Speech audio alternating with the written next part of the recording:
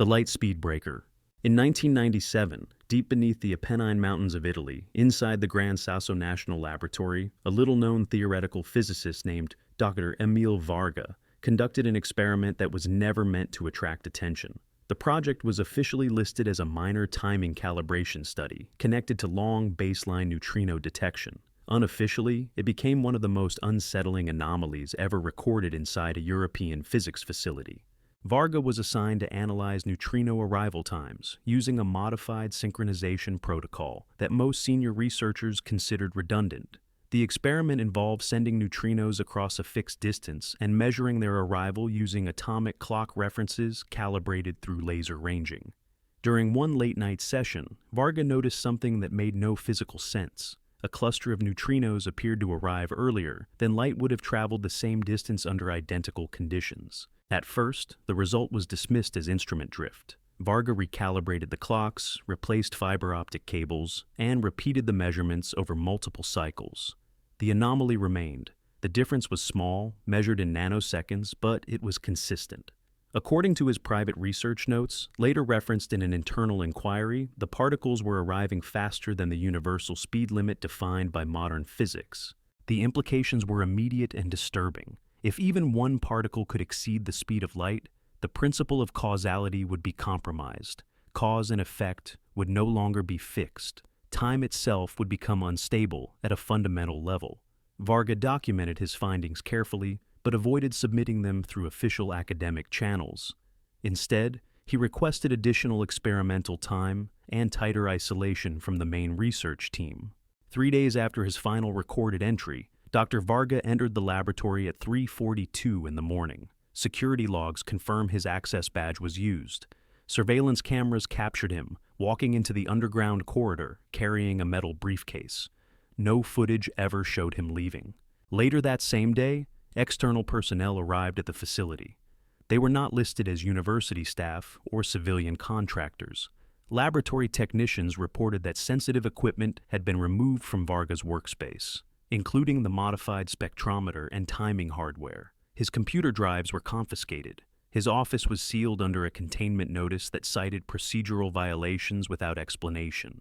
An official statement released weeks later claimed that Dr. Varga had suffered from acute psychological stress and had taken an extended leave from research. No hospital records were produced. No travel documentation was found.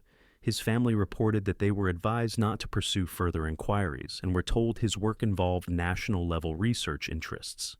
Years later, fragments of a timing protocol nearly identical to Varga's design surfaced in a classified defense research patent filed without attribution. The original research data has never been recovered. If Dr. Varga truly observed particles exceeding the speed of light, the discovery would have rewritten the laws of physics. Instead, the experiment vanished.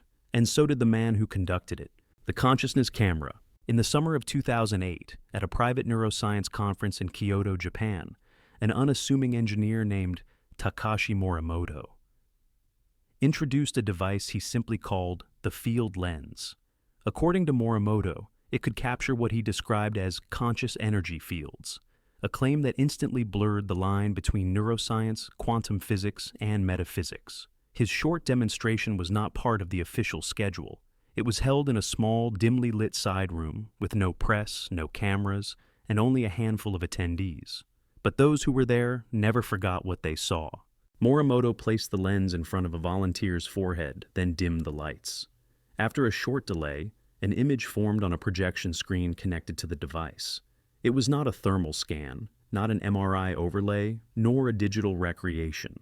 What appeared was a swirling, translucent shape, hovering inches above the subject's skin, like a cloud made of colorless flame.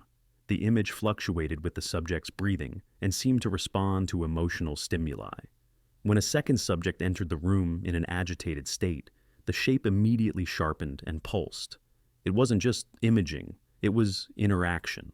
The field lens used a combination of near-infrared spectroscopy, low-frequency electromagnetic pulses, and a proprietary sensor grid that Morimoto refused to patent. According to the few notes that survived the event, his theory involved brain-generated quantum echo patterns that extended beyond the skull and into a reactive spatial envelope. He believed consciousness was not fully confined to the body. and that it could be visually recorded. The reaction from the scientific community was swift and brutal. Official attendees of the conference distanced themselves from the presentation, calling it irresponsible and lacking an empirical basis. Morimoto's research assistant was reportedly fired from his university position within a week. A month later, the small research facility Morimoto, operated in the outskirts of Osaka, closed permanently. Local news reported that the building was purchased by an unnamed corporate buyer and repurposed for data security testing. All of the equipment inside was removed overnight. By the end of that year, Morimoto himself had vanished. He was never officially declared missing, but no new research, interviews, or public appearances ever followed. Attempts to contact him were answered only by disconnected phone lines and shuttered addresses. His personal website went offline. The only remnant of his work, a grainy photograph allegedly taken during the demonstration, resurfaced in 2017 on a message board for fringe consciousness research. But its authenticity was never confirmed. What happened that night in Kyoto remains a subject of quiet speculation among those who believe that the boundary between the mind and the physical world is thinner than science admits. If Morimoto's device truly glimpsed something outside the brain, a non-local consciousness field, then it not only redefines psychology, but challenges the very nature of human identity. And if that is true, then the reason for his disappearance may not be disbelief. It may be fear. The fifth dimension mathematician. In 2003, a rising German mathematician named Dr. Ulrich Neuberg presented an unpublished paper during a closed-door session at the International Center for Theoretical Physics in Trieste, Italy. The document, titled Topological Bridges Beyond Four-Space, proposed a framework for interacting with a fifth spatial dimension, not as a mathematical abstraction, but as a manipulable domain within controlled environments. Neuberg claimed that this fifth dimension was already influencing certain quantum behaviors, and with precise conditions, it could be temporarily accessed. The audience, composed of physicists and mathematicians from elite institutions, reacted with a mixture of skepticism and unease. Unlike string theory, which treats higher dimensions as compact and hidden, Neuberg's model treated the fifth dimension as folded but puncturable. He proposed that with high-frequency torsion fields and an adaptive crystalline lattice, it might be possible to create a microportal, a temporary rift, in the geometry of local space. He showed no prototypes, but the mathematics were described as too elegant to ignore by one anonymous attendee. Within weeks, Neuberg received an influx of interest, including private invitations from military research branches and think tanks. He declined them all. Instead, he returned to his remote countryside home in Saxony and stopped responding to emails and phone calls. His university profile was deleted without notice. His personal website displayed only a blank white page with a single line of text. Topology can collapse from within. Then, one winter morning in February 2004, a neighbor noticed the windows of Neuberg's home were covered in reflective foil. No smoke rose from the chimney despite freezing temperatures. When police were called to perform a wellness check, they found the house empty. There were no signs of struggle. All furniture and equipment had been removed. The basement, reportedly where Neuberg conducted his private experiments, had been stripped to bare concrete. The only thing left behind was a sheet of calculations etched directly into the floor with a soldering iron, equations that have never been fully solved. His disappearance was never formally investigated. No missing persons report was filed. His last known academic collaborator stated in a brief interview, Ulrich was chasing a geometry that didn't want to be seen. Years later, a patent filed under an untraceable holding company in Luxembourg revealed a design resembling Neuberg's lattice structure. It referenced concepts of non-linear distance compression and trans-spatial resonance. The patent was never granted, and the application was withdrawn without explanation. If Neuberg truly discovered a method of breaching the dimensional fabric of our reality, his vanishing is more than symbolic. It may have been the first recorded instance of a human slipping between dimensions, or the last time anyone dared to try. The magnetic field engineer. In 1984, in a quiet industrial suburb of Toronto, an electrical engineer named Martin Kessler announced what he described as a closed-loop magnetic induction engine capable of producing continuous rotational force without any external fuel. The demonstration took place in a rented warehouse before a small group of independent inventors, one skeptical journalist, and a camera crew from a now-defunct local science television program. The prototype was a bulky metallic cylinder with concentric magnetic rings. When activated, it began spinning and did not stop. No cords were visible. No power input could be detected. Kessler claimed the device drew energy from fluctuating magnetic fields in the Earth's crust, a system he referred to as ambient magnetic harvesting. The video footage was never aired. Shortly after the event, the television station was purchased by a larger network, and the episode featuring Kessler's engine was pulled indefinitely from the broadcast schedule. The journalist who covered the event, Anna Delmare, later wrote a blog post recalling how engineers from an unnamed government liaison group requested all her notes, citing national energy security. Kessler, meanwhile, applied for a patent and was immediately denied. The explanation listed was, "Perpetual motion machines are non-patentable by statute," but Kessler insisted his design was not perpetual motion. It was conversion through a mechanism science hadn't recognized yet. Within months, he began to receive legal notices. A major energy consortium accused him of violating intellectual property related to electromagnetic turbine systems. Lawsuits piled up. His funding was cut off. Bank accounts were frozen pending investigation. Kessler gave a final public statement during a community forum saying, "I did not invent a miracle. I revealed a blind spot." Then he disappeared. His home in Scarborough was found abandoned. All documentation, blueprints, and machine parts were gone. Neighbors reported unmarked vans were moving crates during the night 2 days prior. The local police declined to investigate, citing no signs of foul play. When Delmare attempted to follow up, she was told that Kessler had relocated under duress and that further inquiry was not in the interest of public order. Years later, one of the attendees of that 1984 demonstration came forward with a copy of the video, but before it could be published, it was flagged and removed from every major video platform. Attempts to re-upload it resulted in instant takedowns for copyright violations, attributed to unknown rights holders. Even offline archives were reportedly corrupted. The footage has not resurfaced since. If Kessler's invention truly harvested the Earth's magnetic field to produce clean, limitless motion, then its disappearance represents not just the silencing of one man, but the suppression of a world-changing technology. And the question that still echoes is not how it worked, but who decided the world should never see it again. The sonic cell healer. In 2011, a biophysicist named Dr. Alejo Barragan made waves within a small but curious medical circle in Buenos Aires after unveiling a device that allegedly restored damaged human tissue using nothing but precisely calibrated sound frequencies. At first, it sounded like science fiction, but the preliminary trials, some of which were documented in a private hospital affiliated with the University of La Plata, showed rapid cell regeneration in muscle tissue subjected to micro-tears and localized burns. The mechanism, as Barragan described it, relied on high-resolution acoustic targeting that induced oscillation in cellular membranes, accelerating protein synthesis and mitochondrial repair. The most striking demonstration involved a patient with second-degree burns. Over the course of 3 sessions using the sonic device, the wound surface area reportedly decreased by over 60%, with no scarring and no pharmacological intervention. Medical observers present at the trial were astonished, yet no publication followed, no peer-reviewed journal accepted the paper, and none of the trial data appeared in public databases. Within 2 weeks, the university rescinded its collaboration, citing concerns over methodological transparency. Barragan was quietly removed from the research faculty. Not long after, he attempted to present the findings at a regenerative medicine symposium in Geneva. Upon arrival, his luggage was seized for security screening.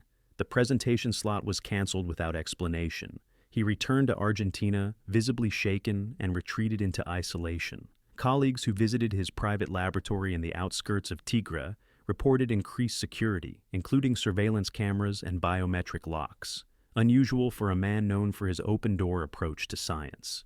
Then came the accident. In October 2012, local news outlets reported that Barragan's car had careened off a bridge into the Paraná River. The vehicle was located, but the body was never recovered. a closed-casket funeral was held, with government representatives in quiet attendance. His lab was sealed. Official reports claimed the accident was due to a mechanical failure, but mechanics familiar with his vehicle stated that it had been serviced just days before. Whispers soon circulated that several pieces of Barragan's equipment had been relocated to a defense contractor facility north of Cordoba. These rumors were never confirmed. However, in 2015, a declassified Argentine military document briefly referenced a non-invasive biological accelerator before being redacted in subsequent versions. If Barragan's device had indeed unlocked the ability to heal human tissue without surgery or drugs, its implications would have reshaped medicine entirely. No more organ waiting lists, no more irreversible injuries, no more degenerative decline. And yet, all traces of his work dissolved into silence. Was it too disruptive for modern healthcare systems built on chronic treatment? Or did he stumble upon a biological truth that someone, somewhere, decided the world was not ready to use? The Thought-Transfer Physicist. In 1995, within the neurophysics wing of the French National Center for Scientific Research, CNRS, a young experimental physicist named Dr. Lucien Artaud began testing what he called non-local information fields, a term that, at the time, sounded more philosophical than scientific. Artaud believed that under certain conditions, two human brains could share data without any physical connection. His theory combined quantum entanglement models with neurochemical resonance, hypothesizing that thought, once stabilized into measurable waveforms, could be transmitted and received like radio signals. To prove it, he built a system of two isolation pods equipped with full-spectrum EEG, ultra-low frequency signal emitters, and layered Faraday shielding to block all known electromagnetic interference. Two volunteers were placed inside, one with a simple geometric shape in mind, the other instructed to describe whatever image came to them. Over dozens of trials, the receiver correctly identified the sender's mental target at rates statistically impossible to ignore. Artaud kept the tests secret for over a year, gathering data without institutional oversight. But once results began leaking through internal channels, he was summoned before an ethics board and accused of conducting unsanctioned human experimentation. Funding was revoked, equipment was confiscated, and yet, just 1 week later, he was scheduled to present a reworked theory paper titled Cognitive Interference in Non-Local Fields at a symposium in Zurich. He never arrived. The night before his flight, Artaud reportedly locked himself inside his research apartment in Toulouse. According to building maintenance records, the lock was never disengaged. No one saw him leave. When police forced entry days later, they found the apartment untouched, food still warm on the table, and his personal laptop missing. There were no signs of struggle or escape. Only one anomaly stood out. On the wall above his workspace, the words "It worked" had been written in blue chalk. CNRS issued no public statement. His name was quietly removed from research registries. A few months later, a new neuroscience startup in California released a vague announcement about their work in synthetic empathy protocols, sparking theories that Artaud's work had been redirected and buried under layers of corporate ownership. None of the founders acknowledged his involvement, and when a former CNRS technician tried to contact them, their correspondence ceased without reply. If Artaud truly demonstrated thought-to-thought communication, the potential applications span from medical breakthroughs in locked-in patients to weaponized cognitive warfare. But the implications are more than technological.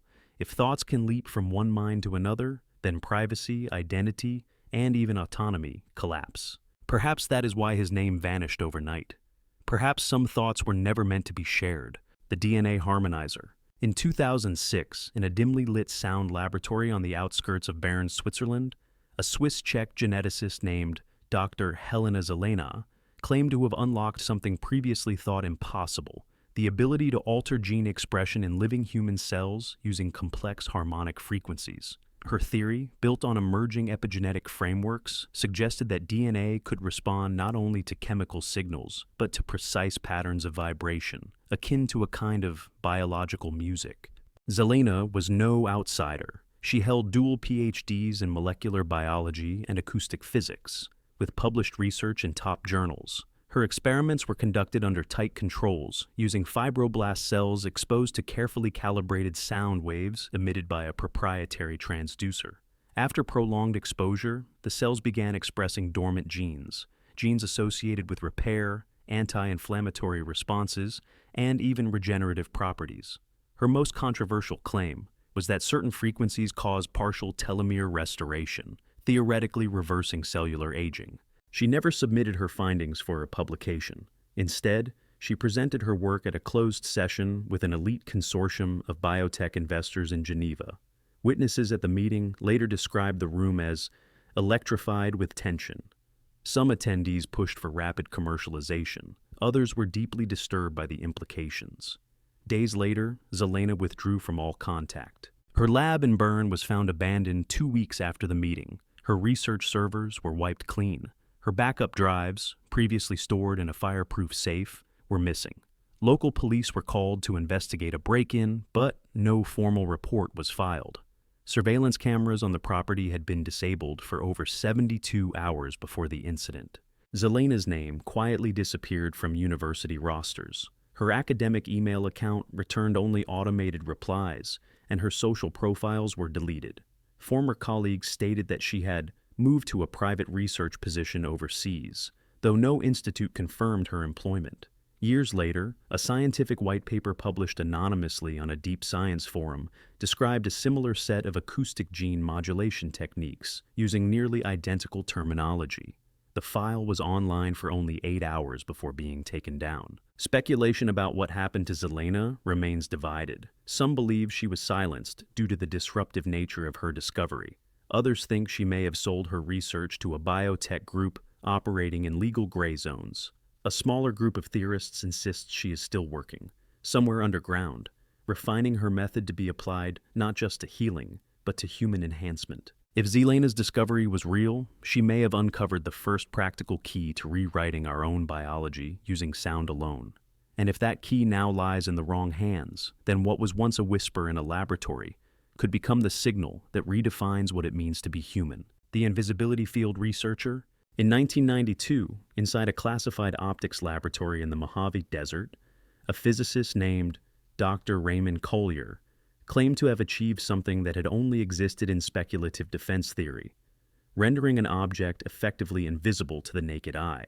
His method did not involve light-bending metamaterials or digital camouflage. Instead, he reportedly created a field that disrupted the observer's visual processing by manipulating spatial phase differentials around a physical object, essentially convincing the brain that there was nothing to see. The breakthrough allegedly occurred during a series of tests on a containment pod lined with polarized reflective mesh. When exposed to synchronized microwave interference and pulsed electromagnetic feedback, observers in a controlled viewing room described the pod as shimmering, then simply gone. The equipment confirmed that the object remained physically present. Sensors still detected its mass, heat, and acoustic echo. Yet visually, it was absent, as if reality itself had flinched. Collier filed a confidential report and requested an extended testing phase. But rather than being approved, he was placed under mandatory psychiatric evaluation.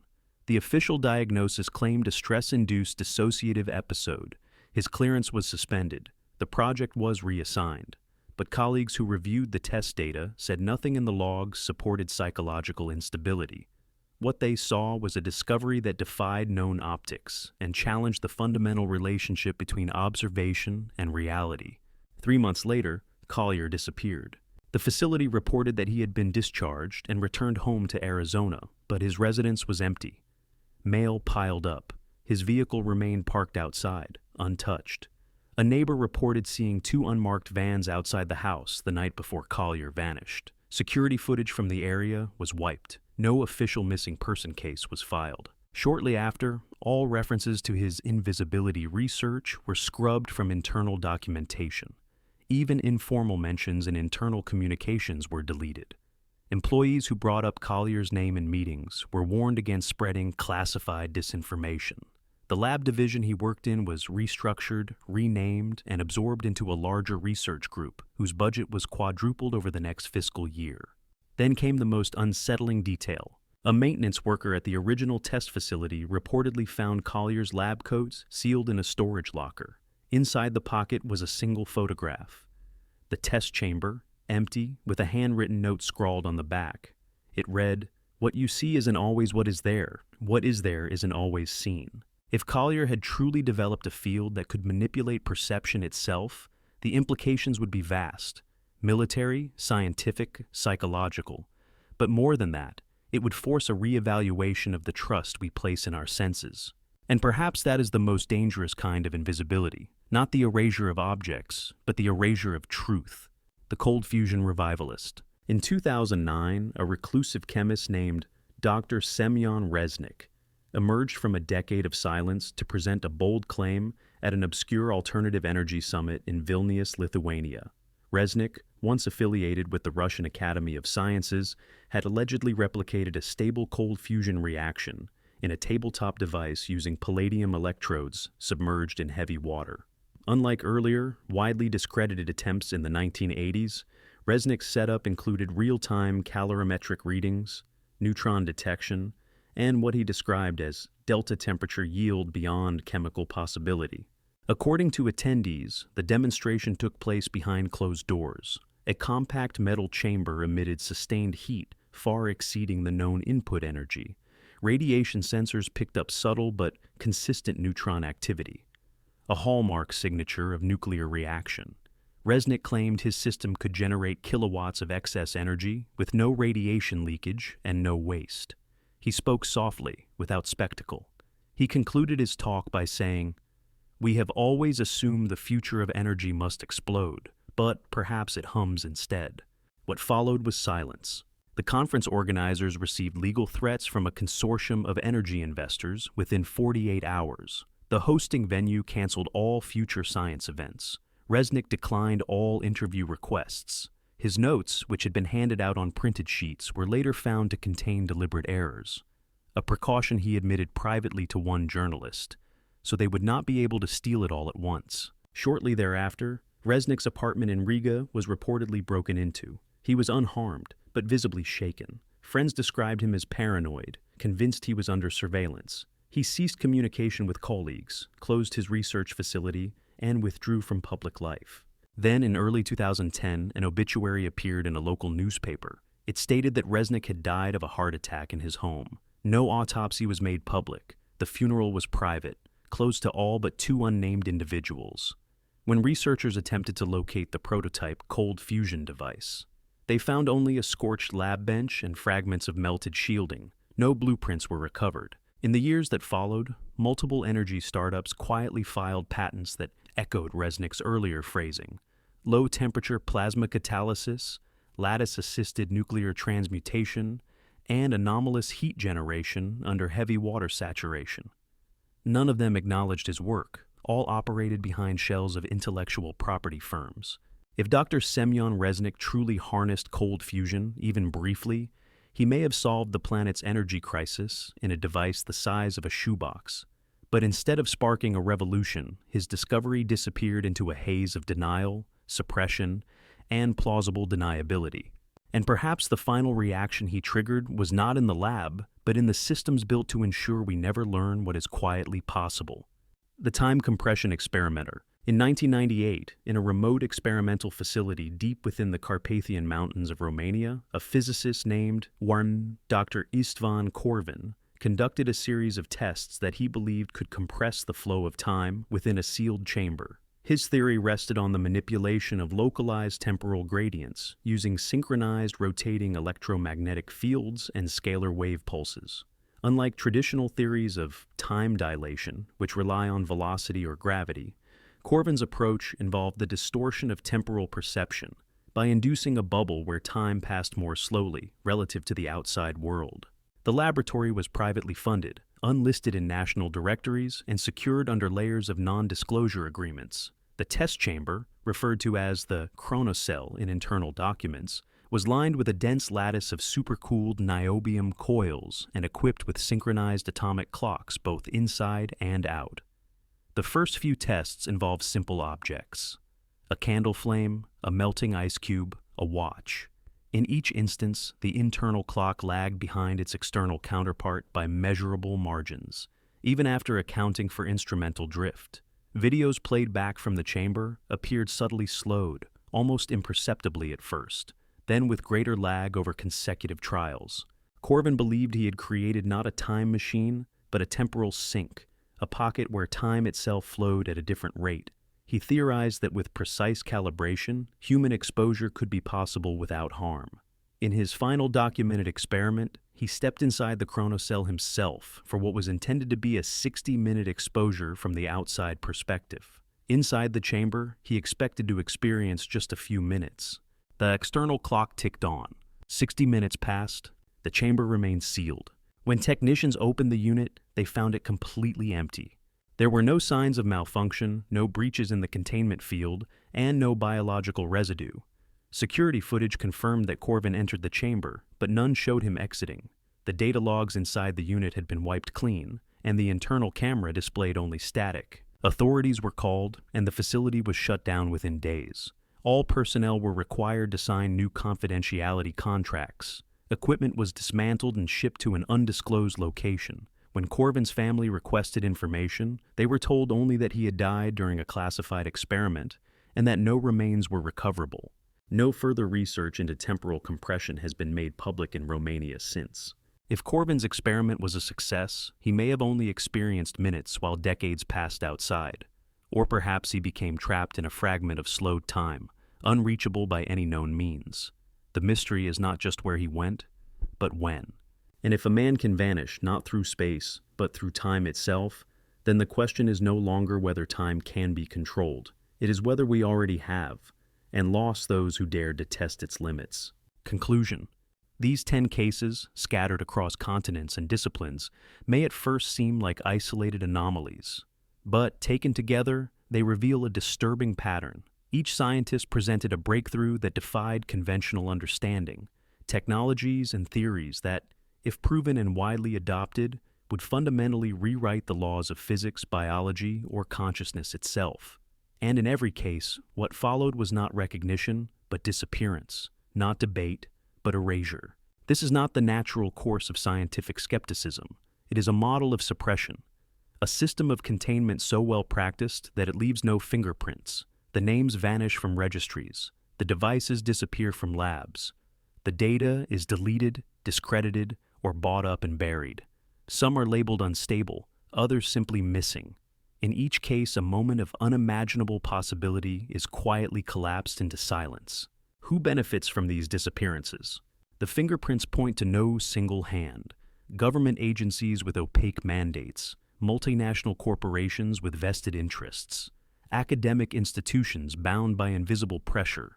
These entities do not need to conspire in the open. They operate through inertia, bureaucracy, plausible deniability. A threat to the status quo, no matter how brilliant, is handled the same way every time: marginalize, isolate, erase.